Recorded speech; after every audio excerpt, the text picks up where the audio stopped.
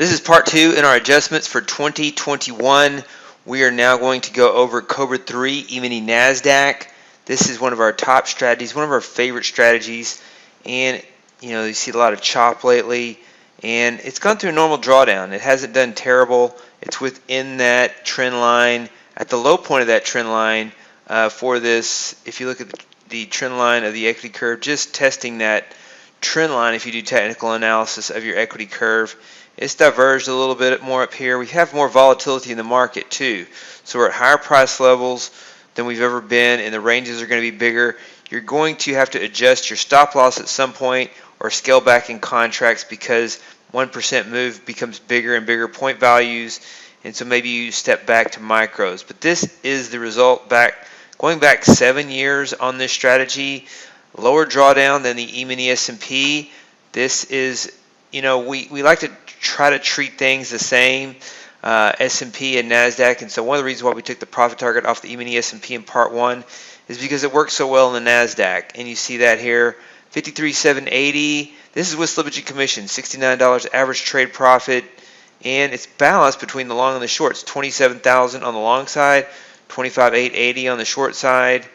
More accurate on the long side, 50% profitable, and then 40% on the short side.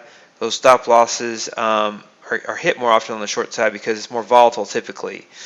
So that is Cobra III E-mini Nasdaq. We are going to take a look at how would you adjust this for 2014. It's up 11K in 2020, and let's look at since the turning point for this, July right here. Once again in July, we saw that in the S&P. It hasn't done that well. It had this drawdown. It came back, almost made another equity peak at the beginning of October, and it's drawn down since then. So it's not terrible. It doesn't really need adjustment, in my opinion. We might have to adjust for volatility with a bigger stop loss.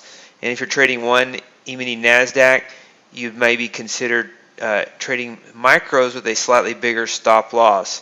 So these are not official adjustments yet for the portfolio. If you're listening to this, these are the research. I'm sharing you the research, and when I get these in the calculator and do all the portfolio analysis, then we will take an official look at adjusting the portfolio. But it takes time to get all of these, look at all these strategies, make all these adjustments, get them in the portfolio calculator, and then look at how they work together for the portfolio. But these are some adjustments you could make on your own if you wanted to, and if you have a feel for this, and you can do the research on your side as well. So what would this do with a profit target? What I found is that a profit target of $1,400 works good. So I'm going to show you how to add that profit target.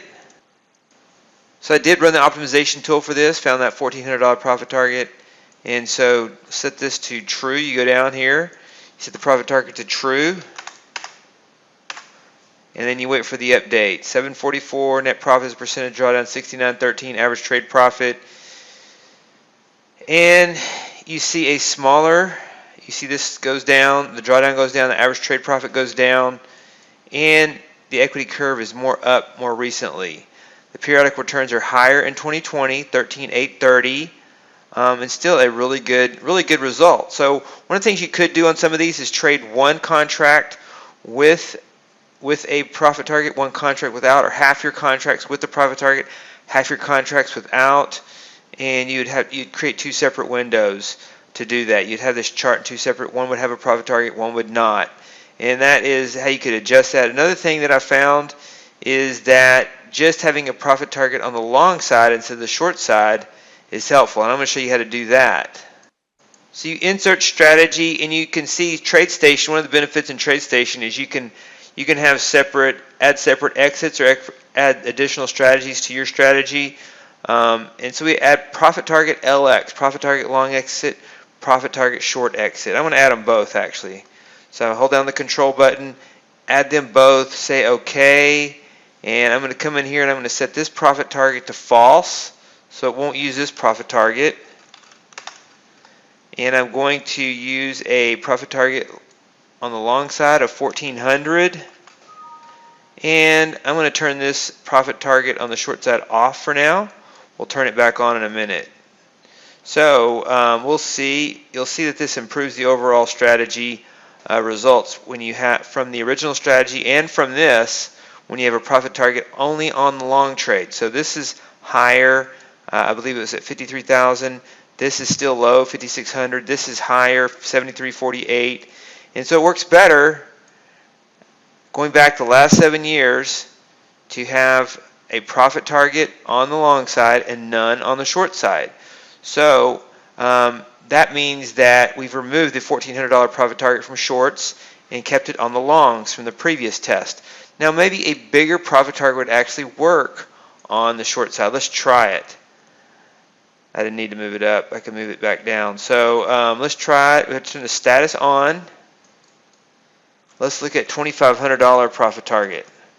We'll test a few of these.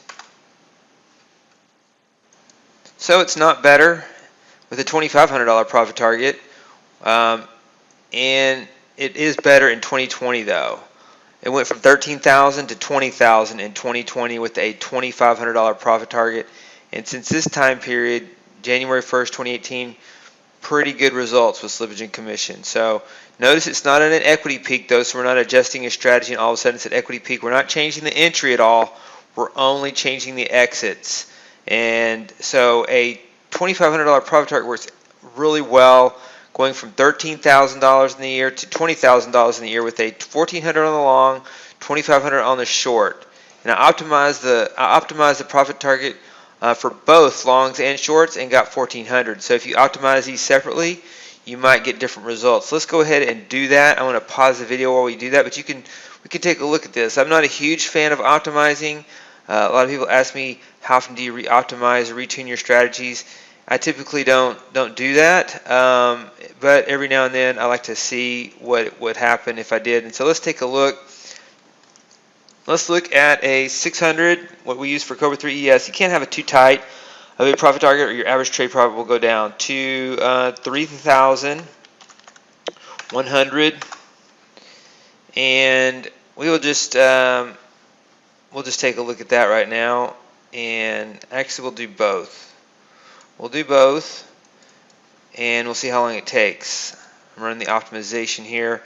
Let's do 600 to 3,000, $100, and then optimize it. Let's see how long this is going to take. That was going to take too long, so I set the time back, going back 7 months only. I did optimize it, did get the results. Looks like the $1,400, which I already optimized for, stayed. For the short side, 2,900 was best, and so you see those results there.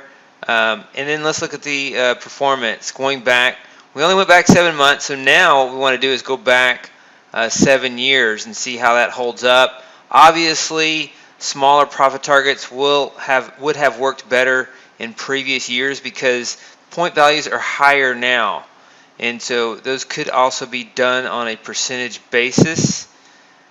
So oftentimes I'll show you 7-year back tests because I look at 7 months and I just do this drop down without changing the 7. So that's one of the reasons why I use 7-year back tests so often.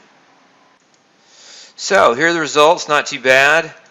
56,380, $5,600 drawdown, 72.47. So not bad to use those results historically. You might find some better profit targets in this time frame in 2016 and 2017 when volatility was lower. The average daily range may have not covered $2,900 or $1,400, and so a better profit target would have been better at that time frame. But since 2018, good results, and you see in 2020, 21,000. The strategy without profit targets is only up 11,000 this year. When we add the $1,400 profit to long and shorts, it's up 13,000. When we add a $1,400 profit target to the long and a $2,500 profit target to the short, you get 20,000, and then that $2,900 profit target for the short after optimization is a little bit better. And so anywhere from $2,500 to $3,000 is probably a pretty good profit target on the short.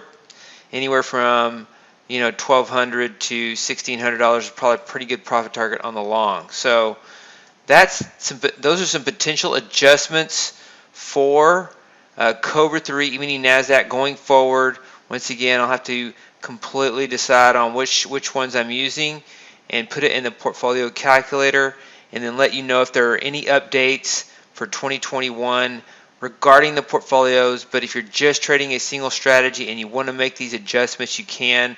It doesn't change the entry, we're just changing the exit, and it doesn't, the last equity peak is 1028, so it's not at an equity peak. It's still in a drawdown, 57 versus, so it's in a $2,200 drawdown, and so you're not in a situation where you're changing the strategy from one that's in a drawdown to one that's in an absolute equity peak. So that's the update and potential update for 2021 for Cobra III E-mini Nasdaq.